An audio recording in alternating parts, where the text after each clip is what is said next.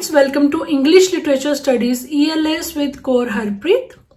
Today's lecture is about a dreamy and enthusiastic boy who is precocious and ego reader, and he wants to live a life of pleasure until he falls into debt and runs away to London. This boy became a part of a group of young students and writers who were radical in religion and politics also. They admired the new French Republic after the revolution together. They even planned to establish a democratic community, but at the end the project fails. So friends, yes, I am talking about S.T.Coleridge, whose full name is Samuel Taylor Coleridge. Samuel Taylor Coleridge is one of the most important figure in English poetry, remembered as a meticulous craftsman by his contemporaries because all the major poets of his age were deeply influenced by him. He is a son of a country parson.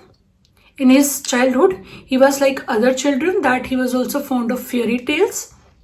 He met with Wordsworth in 1797, which was beginning of their friendship. And this friendship helped him in his maturity towards poetic genius. Later on, he collaborated with Charles Lamb and Robert Southey.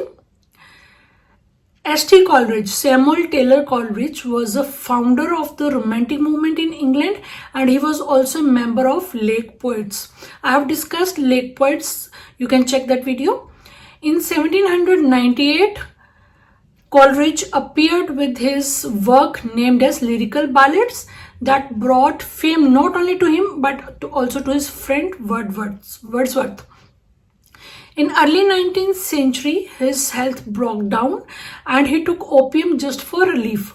But it has a negative impact on his health that due to this opium, his health more deteriorated, but his imaginative power became brilliant. This addiction of opium now began to take over his life. By 1807, his revolutionary enthusiasm died and he came close to Tory party. In 1808, he separated from his wife also, and in 1810, he had a quarrel with his friend Wordsworth. In 1834, one evening before his death, he dictated the position of his religious philosophies to his friend till he died.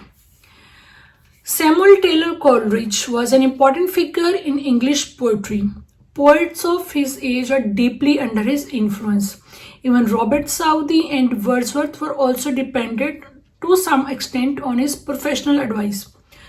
But on the other hand, some critics has an idea that Coleridge is utilizing common everyday language to express profound poetic images.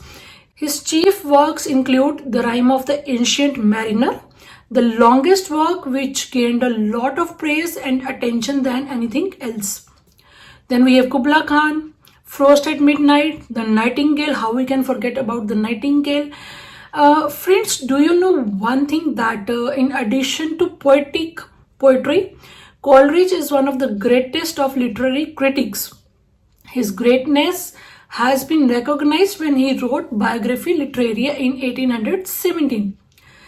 This is a collaboration of his thoughts and opinions on literature, and this work explained both the author's life as well as his impressions on literature.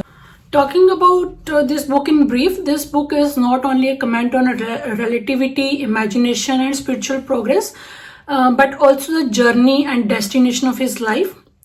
He is one of the greatest of poetic critics that England has ever produced. Now talking about his poetry, Coleridge's poems often favor musical effects over the plainness of common speech. For Coleridge, nature had the capacity to teach joy, love and freedom. In his poems, and this thing is very clear, through his poems he shows the division between his mind and the beauty of the natural world. For Coleridge, every man's language has first its individual peculiarities.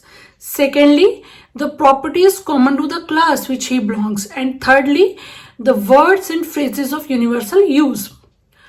According to Coleridge, there are two main points of poetry, right? First is the power of exciting the sympathy of the reader. Second is the power of giving the interest of novelty.